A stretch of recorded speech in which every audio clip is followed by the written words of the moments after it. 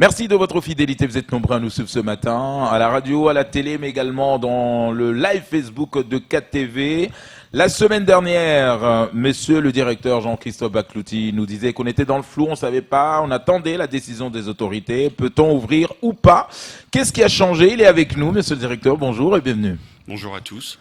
Alors, justement, c'est vrai qu'on était dans le flou, beaucoup d'établissements n'ont pas encore ouvert, on fait toujours du télétravail, il y a toujours ces canaux, on va le dire, que ce soit le numérique aujourd'hui utilisé beaucoup pour, notamment par exemple l'actualisation, mais la bonne nouvelle c'est que on va rouvrir, mais on rouvre comment, monsieur le directeur? Alors la bonne nouvelle, c'est que j'ai obtenu l'autorisation d'ouvrir des autorités, mais sur rendez-vous. Et de toute manière, c'est les préconisations qui étaient prises par la Direction générale de Pôle emploi dans le cadre du déconfinement, de réouvrir sur rendez-vous et donc de fermer au flux. Donc j'invite tous nos auditeurs, demandeurs d'emploi, employeurs, partenaires, à passer par le téléphone et à ce titre-là, donc à compter de lundi prochain, le 22, donc nous avons un service téléphonique, nouveau service appel téléphonique pour les demandeurs d'emploi, qui est le 3949, qui sera en service à compter de lundi. Pour les demandeurs d'emploi. Pour les employeurs, c'est le 3995, mais le 3995 existe déjà. Donc nos partenaires employeurs ont déjà l'habitude d'utiliser ce canal pour nous contacter. Voilà. Alors, donc ça veut dire qu'on ouvre, mais voilà, faut pas qu'on se trompe, faut pas qu'on se déplace pour rien, faut pas qu'un jeune qui nous écoute ce matin, lundi 22 juin, se ramène comme ça sans rendez-vous. Donc là, c'est que ce rendez-vous, on va accepter cette fois-ci les personnes à rentrer dans l'établissement, seulement ce rendez-vous. Seulement sur rendez-vous, sachant que nous avons des quotas en fonction de la taille des agences à ne pas dépasser. Alors quota, ça veut dire aussi bien tout cumulé, les conseillers de Pôle emploi, le management et les usagers qui seront présents. Donc au-delà, de toute manière, c'est pour ça qu'il ne faut pas se présenter, parce que de toute manière, on n'aura pas la possibilité de recevoir. Quand on sera arrivé à ce seuil, eh bien à ce seuil-là, on ne pourra plus recevoir personne. Enfin, sauf à ce qu'une plage se libère. Voilà. Donc, j'imagine qu'il n'y a pas tous les bureaux qui seront les annexes de Pôle emploi. Alors justement, tous les tout bureaux sera pas ouvert. Oui, alors tous les bureaux n'ouvrent pas. On a uniquement les deux agences, donc de Zoumonier et Kaweni, qui ouvrent. Le point relais de Chirungi n'ouvrira pas pour des questions de sécurité, puisque nous n'avons pas les moyens de respecter les gestes barrières, puisque c'est des locaux qui sont assez petits, et nous n'avons pas les moyens d'assurer l'entrée par une porte et la sortie par une autre porte pour éviter que les gens se croisent. Donc là, on est à l'étude pour voir des travaux avec le propriétaire. Donc travaux qu'on prendra en charge. C'est pas le problème du coût, c'est le problème de la réalisation, parce que c'est voilà, ça nous impose de passer par une cour arrière qui est privée, donc il faut qu'on sache si on peut ou pas passer. Voilà, parce que si on peut pas, on peut pas. Et toutes les permanences seront fermées également, puisque les permanences, quand on est en permanence, on est accueilli par des partenaires. Et c'est complexe, parce que il faut que les partenaires adoptent les mêmes règles que celles qui sont prises à Pôle emploi, puisque nous c'est des accords nationaux, et donc pour recevoir du public, même si on n'est pas dans nos locaux, il faut que les mêmes règles s'appliquent. Donc dans un premier temps, ces points relais et permanence restent fermés. Donc Zoumonier et Kaweni. Voilà.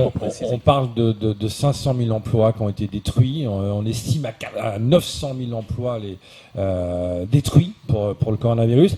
Est-ce que vous avez déjà des chiffres pour Mayotte? Est-ce que vous avez une estimation pour peut-être estimer l'affluence que vous aurez dans vos bureaux? Moi, j'ai aucune estimation, parce que l'estimation, c'est toujours un peu aléatoire. Je sais parfaitement que effectivement, il y aura des emplois détruits. Ça, c'est une certitude. Et ce qu'on sait déjà, c'est qu'on a un certain nombre de réinscriptions, mais qui tournent plus sur du non-renouvellement de contrat, des choses comme ça aujourd'hui, que forcément sur du licenciement pur. Je sais pas, je peux pas vous dire. On n'a pas il y a pas de suffisamment grosses entreprises pour dire qu'il y a un plan qui va être pris et qui nous permettrait de dire il y a tant d'emplois qui sont détruits sur telle entreprise. Voilà, on a une structure ici d'employeurs de petites entreprises. Donc c'est très difficile de prendre la perception des choses, en fait. Alors Alors, monsieur le directeur, on le sait que Pôle emploi a travaillé pendant toute cette période de confinement pour permettre notamment ce qu'on appelle le pointage, l'actualisation automatique. Donc ça a permis en tout cas d'entretenir et d'assurer le fonctionnement, surtout pour ceux et celles qui n'avaient pas les moyens d'Internet. Donc c'était automatique. Là, si à prise de rendez-vous, le demandeur d'emploi, par exemple, il vient pour faire quoi? Puisque ça y est, l'actualisation a été faite, par exemple, automatiquement. Il vient vraiment pour faire le point ou Alors, il y a deux choses. Donc, l'actualisation automatique, c'était valable pour mars, avril, mai. Donc, pour le mois de juin, donc à compter du 28, puisque l'actualisation ouvre toujours le 28 du mois, on repasse à une actualisation classique. Donc, il va falloir que nos auditeurs qui nous écoutent, là, il va falloir s'actualiser à nouveau manuellement. Hein. Donc ça, ils peuvent le faire à partir de 22 ou ils attendent le 28? Le 28, il faut qu'ils attendent le 28. D'accord. Donc, ils peuvent le faire par Internet, ils peuvent le faire par téléphone, et j'insiste, Internet, téléphone, parce que nous n'aurons pas les moyens de recevoir, compte tenu des plages d'ouverture, compte tenu du rendez-vous, nous n'aurons pas les moyens de recevoir ces usagers-là pour les aider à réaliser leur pointage. Donc il faut vraiment essayer d'utiliser les outils télématiques. Il y a le téléphone, on téléphone, il y a une assistance pour accompagner sur le pointage. Il y a des espaces numériques qui sont ouverts dans les mairies, hein, en particulier les mairies du Sud, je pense, parce que ça évite les déplacements. Il y a aussi le déplacement qui est compliqué. Donc voilà, il faut essayer peut-être de se faire aider par les enfants, les parents. Ouais, parce que c'est peut-être embêtant pour ceux qui comprennent pas, qui ont besoin de voir la personne pour pouvoir faire ça. Donc par Internet ou par téléphone, pour eux, c'est un peu perdu. Pour cela, comment ça va se passer? Je dirais qu'on verra au cas par cas, parce que les gens vont nous téléphoner, les gens savent nous téléphoner, donc ça, voilà. Après, on verra un petit peu au cas par cas. Ouais. De toute manière, moi, j'ai fait une commande, puisque c'est pas nous qui gérons, c'est nous qui gérons l'indemnisation, la réception, enfin tout ça. Mais tout ce qui est programme informatique, c'est la métropole. Donc, j'ai fait une demande à la direction des services d'information, donc pour avoir un suivi au jour le jour à compter du 28 pour voir la montée en charge, donc pour savoir si on est dans les clous ou pas dans les clous, puisque l'actualisation, hein, c'est quand même du 28 du mois au 15 du mois suivant. Donc on a quand même une marge de tir qui est quand même relativement importante. On va regarder par rapport au mois antérieur, on va dire classique, pas ceux où on a fait de l'automatisme, bien sûr, mais par rapport au mois classique, on va regarder si la montée en charge et puis si elle est pas, si ça monte pas en charge normalement, on prendra des dispositions, hein, on fera des appels sortants, on contactera les gens, on verra, voilà. Mais en tous les cas, il faut repasser à une situation normale. On ne peut pas faire perdurer une situation d'actualisation automatique trop longtemps, parce que on a un risque, hein, c'est que les gens perdent l'habitude de déclarer leur situation. Ah oui. Et ça fait déjà 3 mois qu'on le fait quand même. Hein.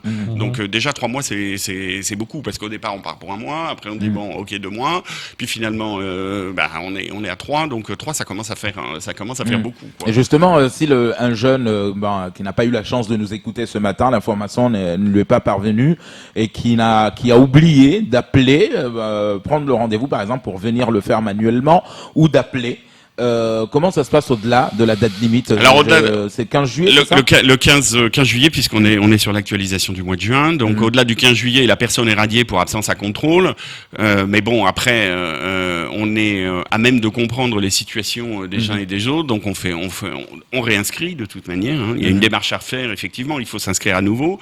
Voilà. Et puis si c'est pas une personne qui est habituée, on va dire, de la radiation pour absence à contrôle, etc., on remonte l'inscription. La personne n'est pas pénalisée. Voilà. Ouais. Après, beaucoup le craignaient, ouais. Non.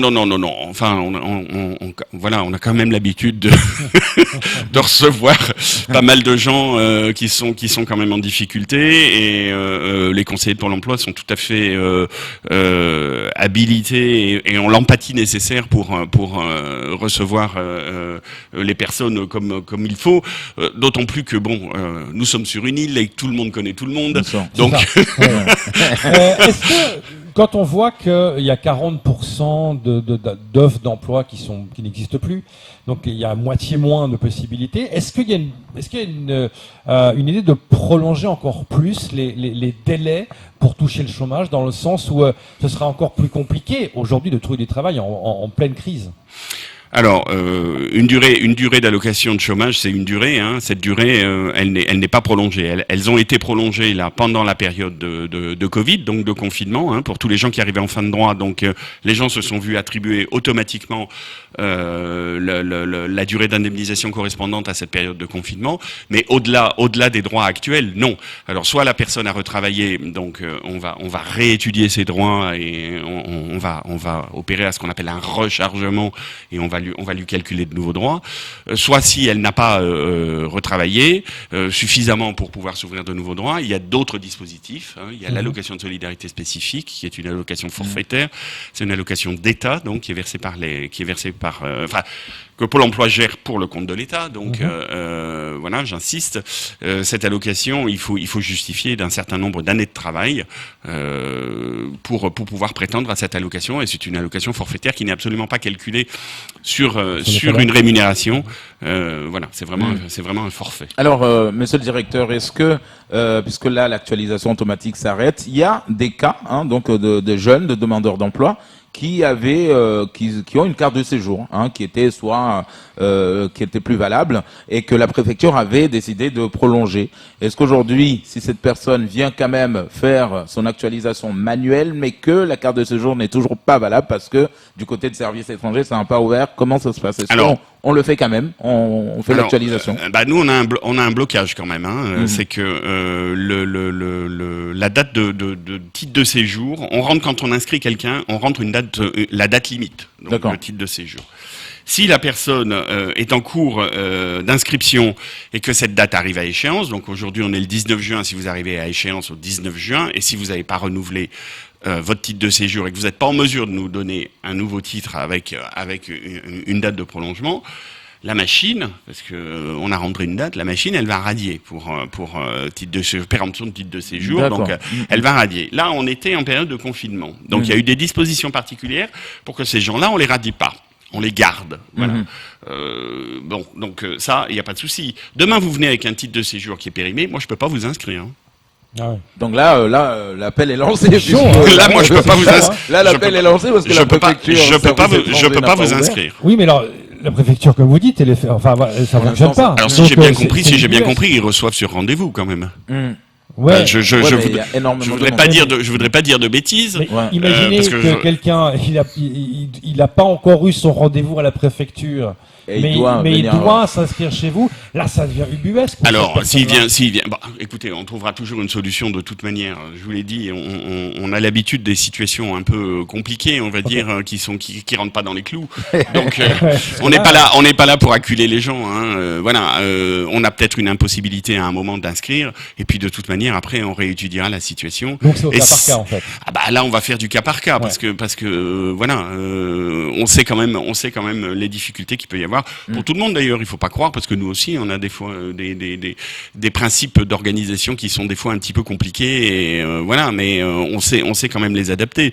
Et enfin en tous les cas, moi personnellement, quand on me sollicite, puisque quand on est, on va dire, un peu en marge de la règle ou autre, alors il y a les directeurs d'agence, enfin les directrices d'agence, puisqu'en l'occurrence c'est des directrices, il y a des directrices d'agence qui ont des marges de manœuvre pour voilà. Et si vraiment on est sur quelque chose qui est un peu plus, voilà, on va me solliciter, on va solliciter toujours une solution, mon adjoint, voilà, qui est directeur des opérations et qui a quand même l'habitude, voilà, on va quand même trouver une solution. Alors je dis pas qu'on la trouvera peut-être instantanément, mais en tous les cas on va la trouver, et c'est pas des situations qu'on va oublier. Et puis encore une fois,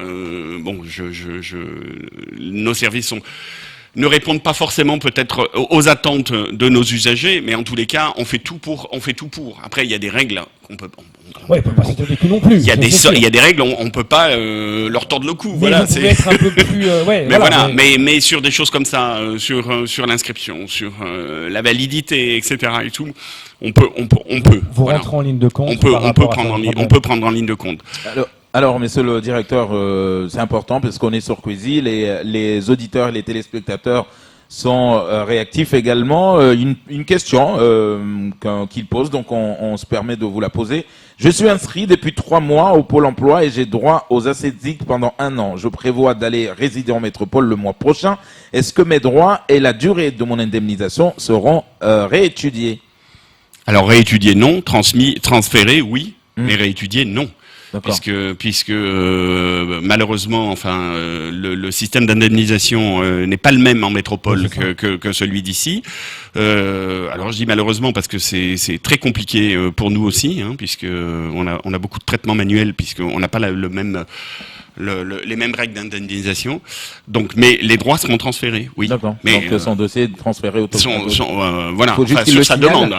Il faut qu'il le signale, oui, parce que de la même manière en métropole, ils vont opérer à ce transfert de façon manuelle. Puisque comme on n'a pas le même système d'indemnisation, on peut pas transférer de façon automatique. D'accord. Ce système d'indemnisation fait couler beaucoup d'encre. Beaucoup de gens disent pourquoi on n'est pas à la même hauteur que la métropole. Est-ce que ça va s'améliorer? Est-ce que vous savez parce que des fois on dit oui, ça va arriver, d'autres fois non. Enfin, c'est assez flou quand même. Ben moi, j'espère que ça arrivera. Hein. D'abord, pour nous, salariés de Pôle Emploi, hein, parce que demain, ça arrive. On ouvre le système national et on passe en automatique sur la 95% de nos traitements, alors qu'aujourd'hui, 95% de nos traitements sont manuels, puisque on n'a pas un système, on a un système qui est vraiment particulier. Donc déjà de ce côté-là, j'aspire à ça. Après, c'est pas nous qui prenons ces politiques. Hein, je veux dire, voilà. Donc ça arrivera, oui, ça arrivera. Mais après, je suis incapable de vous dire quand. Mon aspiration, ça serait que ça arrive tout de suite. Comme les conventions collectives. Côté pratique, pour moi, ce serait que ça arrive. Ce serait que ça arrive tout de suite. Après, on a des règles, on les applique. On nous dit vous faites comme ça, on fait comme ça. Voilà. Ça a été compliqué à mettre en place tout ce système pour rouvrir. J'imagine que ça n'a pas dû être évident pour vous. Alors, moi j'insiste, on a quand même un fort soutien de la direction générale. Hein. On a travaillé sur de multiples ateliers pour l'ouverture, l'accompagnement, avec des règles précises de distanciation, de nombre de personnes, et après il y a tout ce qui est matériel. Hein. Donc on s'est équipé en gel, en distributeur, en kit sanitaire, en masque, en plexiglas. On a été aidé à la fois par la direction générale, puisque on a reçu pas mal de palettes de matériel, hein, malgré le confinement et l'absence de vols commerciaux. Moi, j'ai reçu beaucoup de matériel qui venait de métropole. On a tout commandé en double ici, hein, et les équipes de l'administration finance gestion de Pôle Emploi à Mayotte ont tout commandé en liquide. C'est le liquide, ouais. Il y a tellement de liquide de les commander que voilà. Ouais. En double ici, parce que je pensais au gel hydroalcoolique. Donc on a réussi à avoir beaucoup de matériel ici. Alors pas forcément au début du confinement, c'est vrai. Mais en s'acharnant sur nos fournisseurs, on a obtenu. On a fait fabriquer beaucoup de choses ici chez des entreprises locales. On a fait fabriquer des plexis pour s'isoler. On a fait fabriquer des potelets. Vous savez, les potelets, c'est des trucs pour gérer les fils. Il y en avait pas ici et on pouvait en avoir des qui s'appellent potelets, puisque c'est la marque qu'à partir du mois de septembre. Donc on en a fait fabriquer ici chez un artisan qui fait de la soudure et qui nous a fait ça. On a fait faire des séparations avec des plots en béton. Enfin voilà, on s'est quand même en matière d'équipement, on s'est pas mal débrouillé, et en tous les cas, on est prêt à recevoir. On a été fourni par le collectif qui fait les visières. Ils nous ont donné des visières. Alors j'en ai reçu également de Paris, mais ils nous ont donné des visières parce que nous avons aussi participé, Pôle Emploi, à financer des élastiques et du matériel, des plexis là qui cherchent à protéger le visage. Donc du coup, ils nous ont aidés aussi, ils nous en ont donné. Donc voilà, on a vraiment, on a tout mis, des gants, des lingettes, des distributeurs. Enfin vraiment, voilà. La liste est longue, au moins vous êtes la liste est très longue. Monsieur le directeur, avant de rappeler, puisqu'on arrive à la fin de ce temps de parole, avant de rappeler ce qui change et ce qui ne change pas à partir de lundi 22 juin, Pôle Emploi mettons un peu le projecteur sur les offres d'emploi. On le sait qu'il y a des périodes où les offres d'emploi tombent du côté de Pôle emploi, donc voilà, on peut répondre. Est-ce que là, on a une petite idée à partir de lundi, est-ce qu'il y a déjà quelques offres d'emploi qui n'ont pas changé, qui n'ont pas été retirées, qui sont là et qui attendent nos jeunes? On a quelques offres d'emploi qui sont en ligne. On continue d'ailleurs les employeurs continuent pour certains, à signer des contrats, puisque on a des offres qui sont pourvues, donc c'est pas des offres qui sont annulées, c'est des offres qui sont pourvues. On a des dispositifs, nous, par exemple un dispositif qui s'appelle les emplois francs, qui permet à un employeur qui embauche, soit en CDD pour une certaine durée, ou en CDI, d'avoir une aide financière qui peut aller quand même jusqu'à 15 000 euros, donc réparti sur 3 ans, donc c'est quand même pas mal. On le voit, ça monte doucement, c'est pas, c'est sûr que c'est pas l'euphorie, mais ça monte doucement, donc il y a quand même des contrats qui sont en cours de signature, et il y a des employés. Alors bon, je dirais que ces entreprises, par exemple, nous on a fait travailler des entreprises parce qu'on a fait faire des choses en local.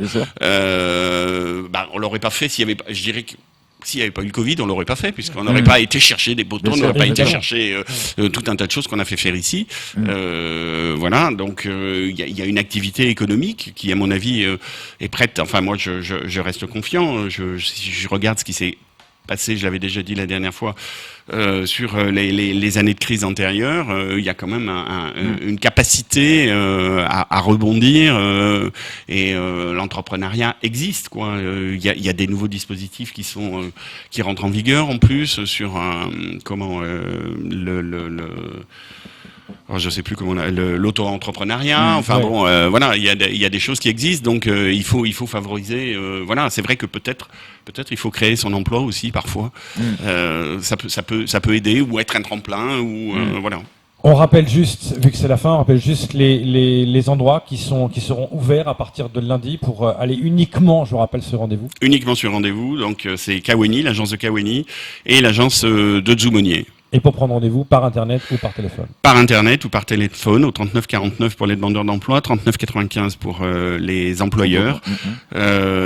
Sachant que sur tous les services dématérialisés de Pôle emploi sont en service, tous les agents de Pôle emploi ont un ordinateur portable et sont en mesure de faire du télétravail. Et c'est ce qui s'est passé pendant toute la période de confinement. Heureusement je dirais, voilà, on a pu continuer l'activité. Donc c'est très très important. À partir de lundi, vous n'allez pas chômer. Merci en Merci tout cas, pour cet humour. monsieur le directeur régional de Pôle emploi. Voilà la bonne nouvelle. Donc n'hésitez pas, dès aujourd'hui, prenez rendez-vous.